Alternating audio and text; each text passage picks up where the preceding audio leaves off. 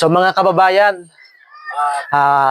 kahit po naghihirap po si nanay, binigyan din po kami ng napakagandang bilao at saka po pamaypay. So yan po, bigay po sa amin ni Ate Maricel. So ito po yung bigay sa akin. Napakaganda po. Yan mga kababayan ko diyan sa Libon o sa mga sa Pulanggi po.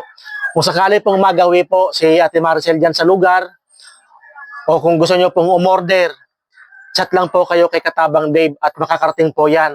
Ang order nyo kay Ate Maricel, andito po si Batang Mangyan. Ipapaabot natin yan para po makarating po sa inyo. Napakaganda po ng bilao. At saka to, Solid na solid siya. solid na solid oh. Tsaka tong pamaypay ang ganda oh.